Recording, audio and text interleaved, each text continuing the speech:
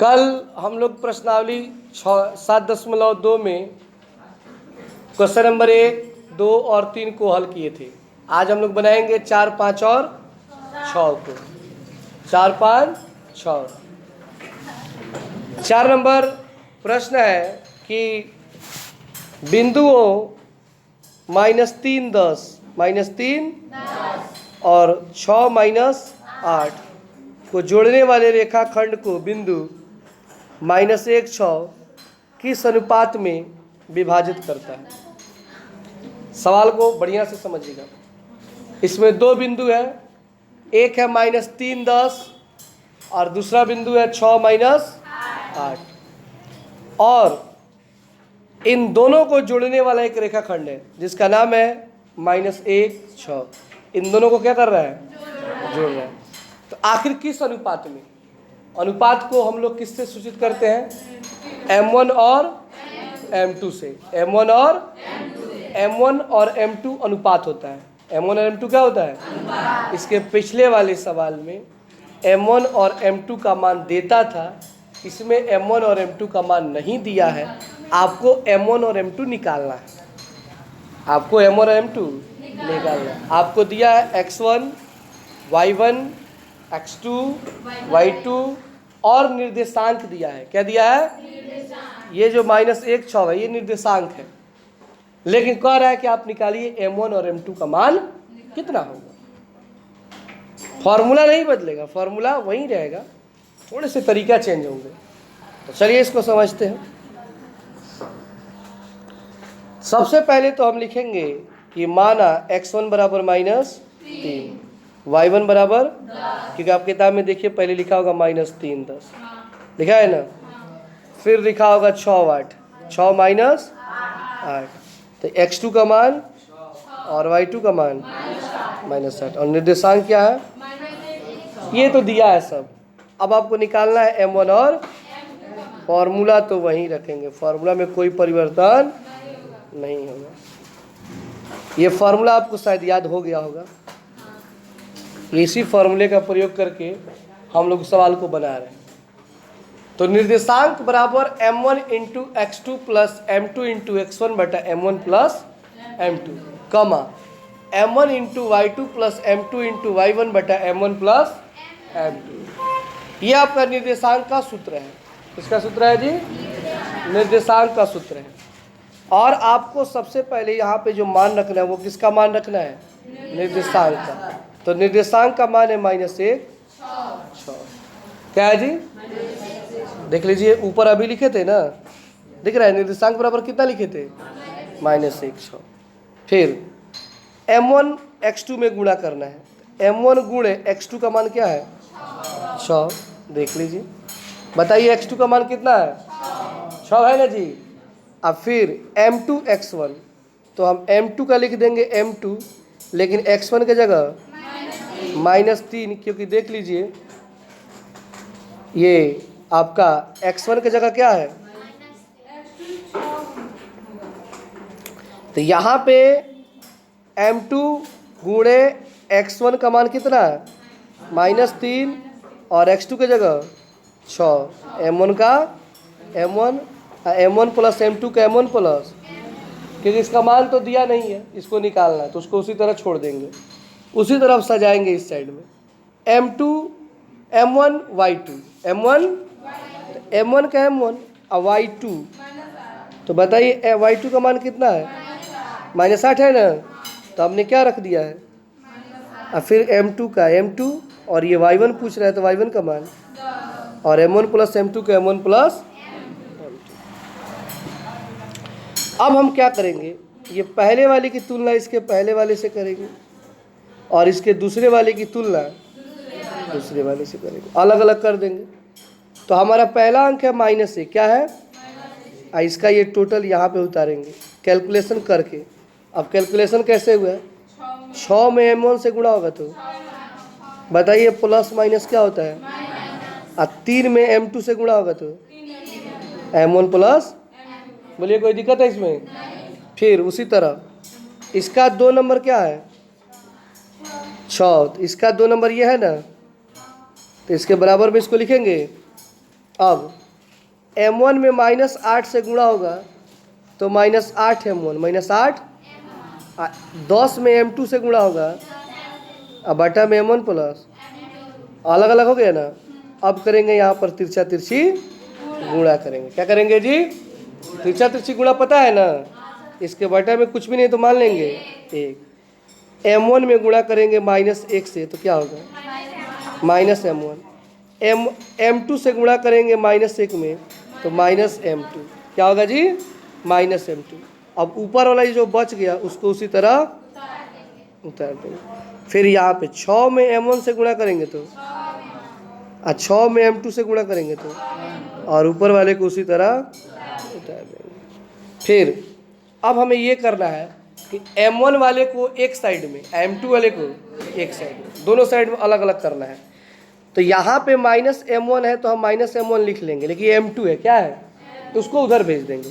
लेकिन इधर देखिए 6 m1 प्लस में है, इधर आएगा तो माइनस में, और ये जो m2 माइनस में है बराबर किधर जाएगा तो, ये पहले से इसमें है ही, यानी m1 और m1 एक जगह, m2 एक जगह। उसी तरह इस साइड में भी 6 m1 लिख लेंगे, इधर -8 m1 इधर आएगा तो +8 m1, 10 m2 पहले से इधर है, प्लस में 6 m2 इधर जाएगा तो, हाँ, तो -1 m1 है, -6 m1 का एगो, 1 m2 में से 3 m2 घटाएंगे तो -2, फिर 6 m1 8 m1, 10 m2 में से 6 m2 घटाएंगे तो 4 m2। समझ में आ गया ना? देखिए ये माइनस से माइनस क्या होगा, कटेगा ना। तो यहाँ पे एक और चीज़ समझ लीजिए, ये m1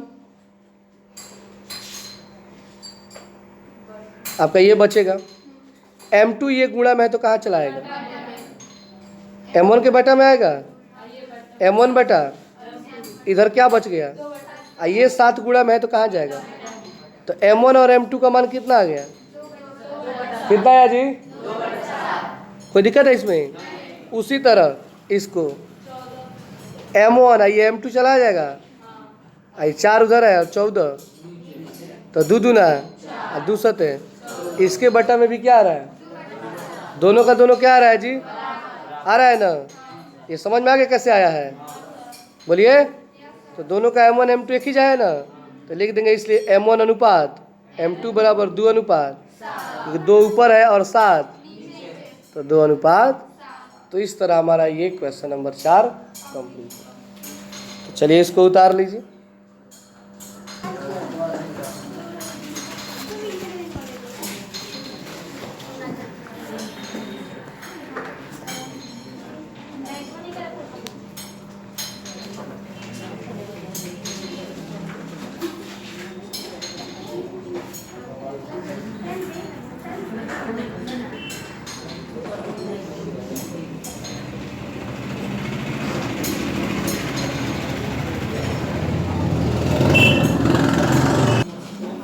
अब आइए क्वेश्चन नंबर 5 को समझते हैं।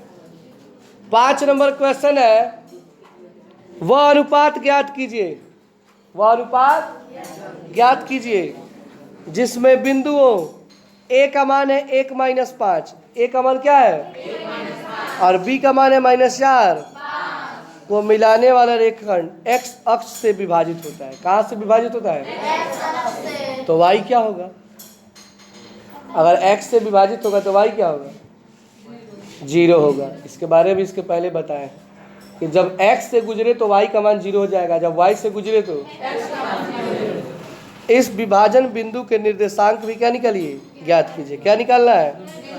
पहले अनुपात निकालना है, अनुपात निकालने के बाद तो चलिए हमारे पास x1 y1 x2 y2 है ना, m1 m2 चाहिए, निर्देशांक के लिए क्या चाहिए, पहले निकाल लेते हैं।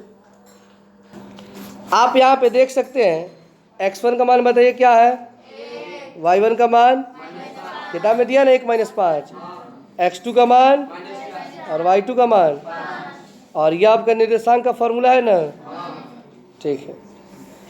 तो हम चलते हैं इसको y पर लेकर के।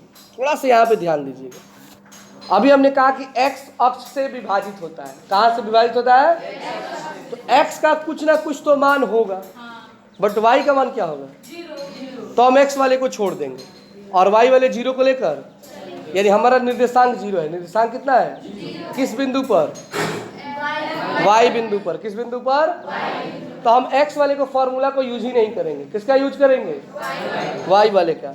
ये y वाले का फॉर्मूला होता है, देखिए इसमें x वाला का यूज किए हैं कहीं पे, यानी m1 y2 m2 y1 but m1 plus, अगर x वाले करते तो m1 x2 plus m2 x1 but m1 plus, हम x का प्रयोग ही नहीं करेंगे। बराबर में क्या लिख देंगे? 0। m1 का m1, y2 का मान बताइए कितना है? तो 5 यहाँ पे लिख दिए।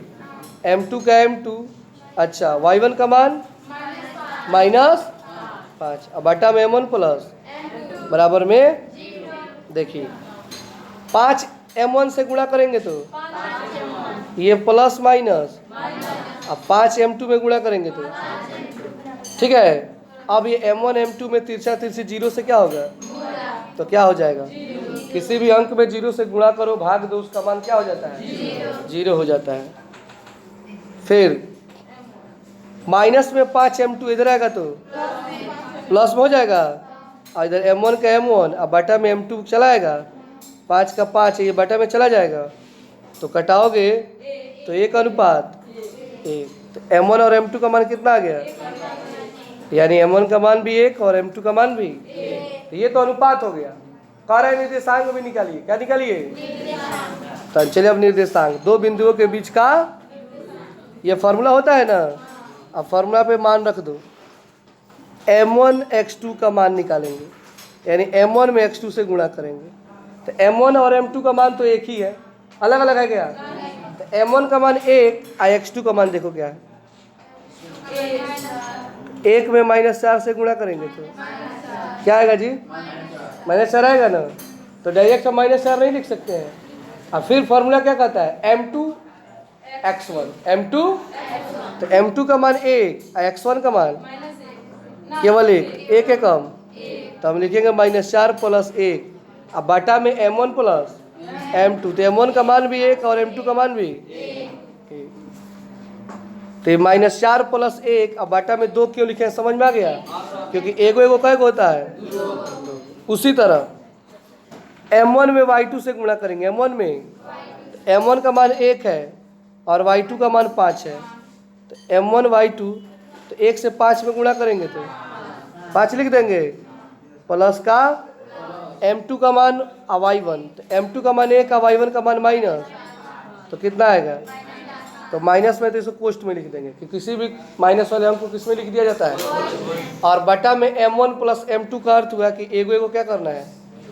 तो एगो एगो, फिर 1 में से 4 घटाएंगे तो -3 बटा 2, आई 5 प्लस माइनस कट के 0 हो जाएगा, बटा में 2। तो इस तरह हमारा आंसर आ गया -3 बटा 2, और 2 से 0 में भाग देंगे तो 0। यह हमारा क्वेश्चन नंबर 5 कंप्लीट होता है। चलिए इसको भी उतार लीजिए।